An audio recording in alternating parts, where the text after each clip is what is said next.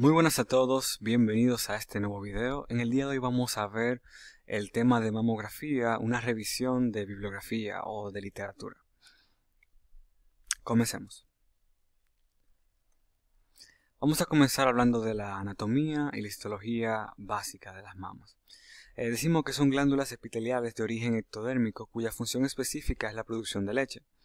Son glándulas sudoríparas modificadas y se encuentran ubicadas en la región pectoral en el tórax. Están formadas por piel y tejido conjuntivo asociado a estas. Las mamas están compuestas de numerosos lobulillos pequeños conocidos como unidades lobulillares del conducto terminal, que es lo que vemos en la imagen. Estos se juntan y forman de 15 a 20 lóbulos y convergen para los conductos lactíferos o galactóforos que desembocan de forma independiente en el pezón. Vamos aquí, son de 15 a 20 lóbulos que forman los conductos lactíferos o galactóforos y desembocan en el pezón. Y luego tenemos el pezón, que está rodeado por un área de piel pigmentada denominada areola, que lo podemos ver aquí en la imagen. Generalidades de mamografía. Decimos que mamografía es un estudio específico de toma de imágenes de los senos que utiliza rayos X de baja dosis para detectar en forma temprana cáncer y otras patologías, incluso antes de que se presenten síntomas, y eso mejora la posibilidad de que el tratamiento sea efectivo. Es un estudio de mamas que se hace por radiografía, entonces utilizaremos los términos radiolúcido y radiopaco. Y en mama encontramos dos tipos de tejido, tejido graso y tejido fibroglandular. Por lo tanto, el tejido graso va a tener un aspecto radiolúcido, color negro en la radiografía, y el tejido fibroglandular se va a ver blanco o radiopaco en la radiografía. Tenemos que para hacer la mamografía se utiliza el mamógrafo. Este utiliza compresión sobre la mama mientras se realiza la mamografía. Como vemos en la imagen, esta placa hace presión sobre la mama y esta tiene varias ventajas, que son reducir el espesor de la mama, disminuir la dosis de radiación, eliminar el movimiento y aumentar la nitidez de la imagen en general.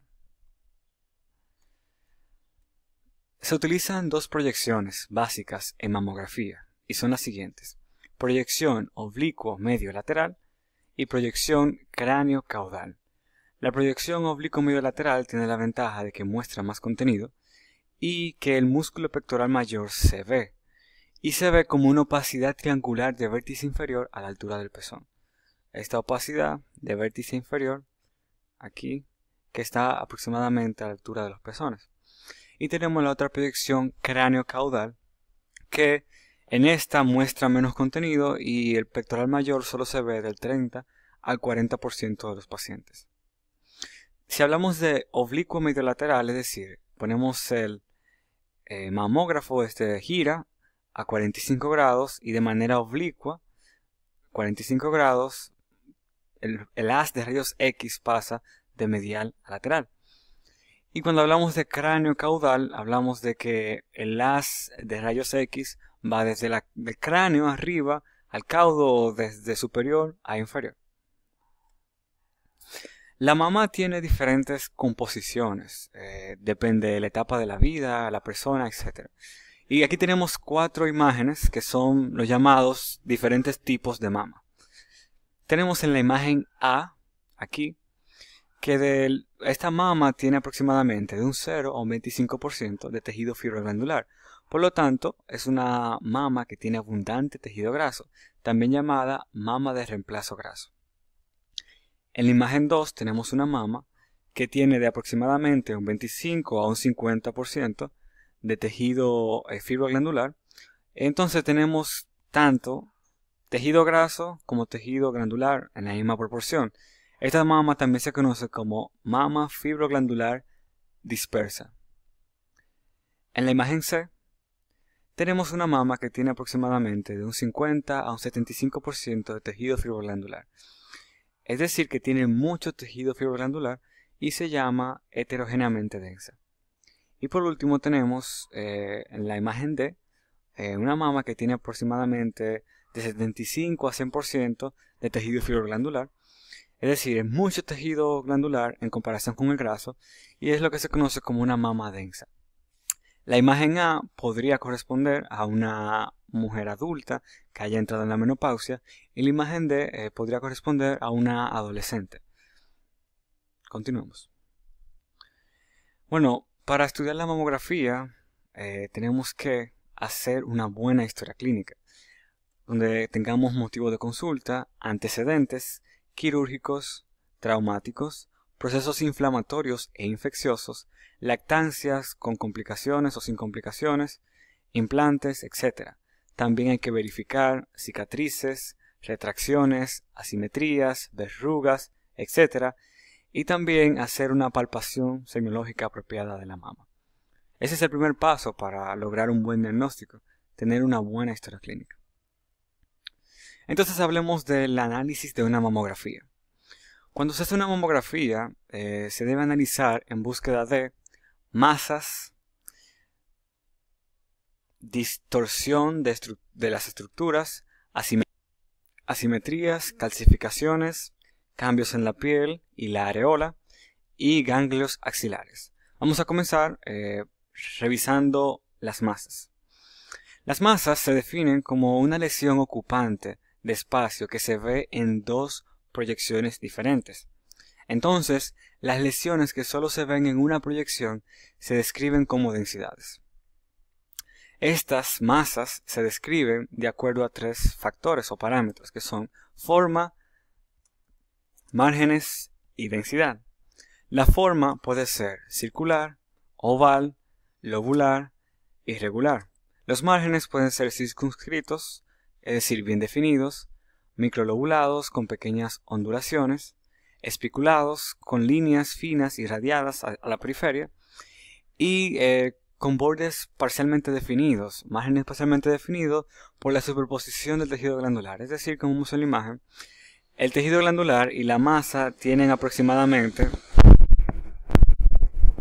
la misma densidad, por lo tanto hay una superposición.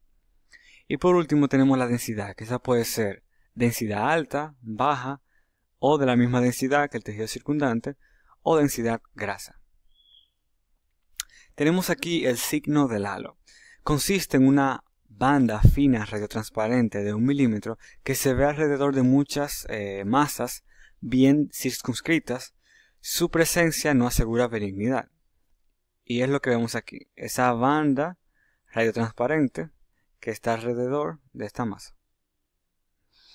Entonces vamos a hacer un diagnóstico diferencial de las masas con límites bien definidos, los diferentes tipos de masa. Comenzaremos hablando de los quistes. Tienen un origen en la unidad terminal del ducto lobulillar, tienen forma redonda, oval y generalmente son bilaterales y multifocales. Solo se distinguen de un fibroadenoma en ultrasonido. Y aquí tenemos una imagen donde vemos el quiste.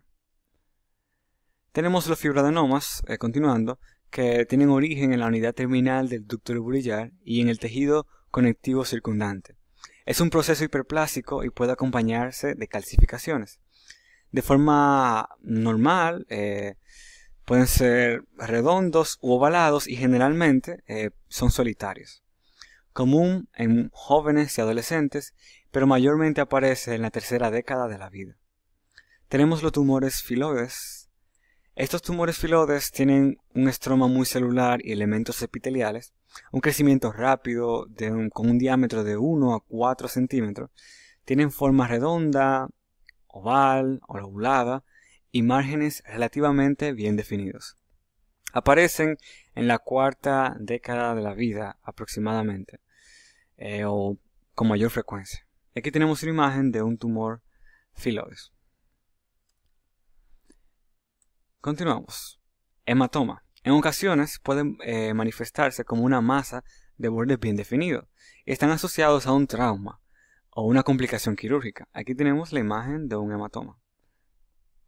En radiografía, por supuesto, es difícil decir lo que es. Hasta que no se haga un ultrasonido o una biopsia, no se puede estar 100% seguro de lo que es.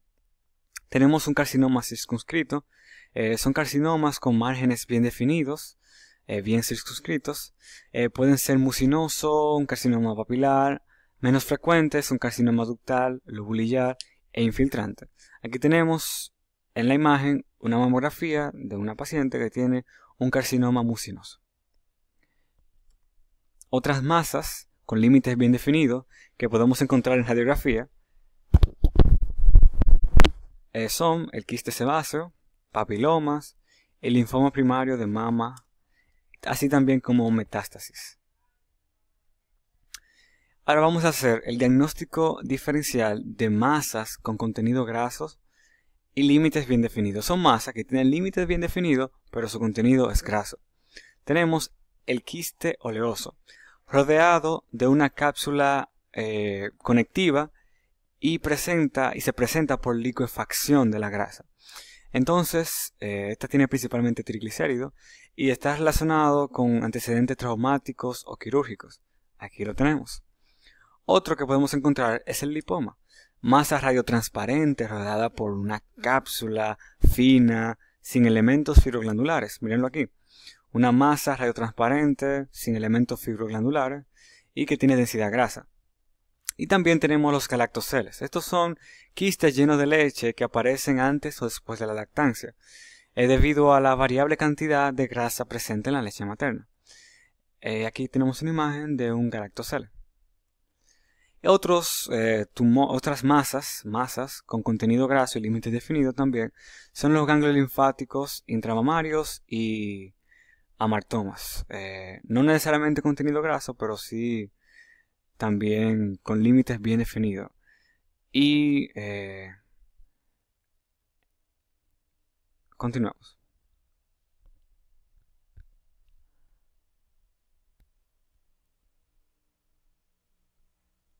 Y por último, hablar de un diagnóstico diferencial de masas con límites mal definidos, que tienen bordes especulados, irregulares, etc.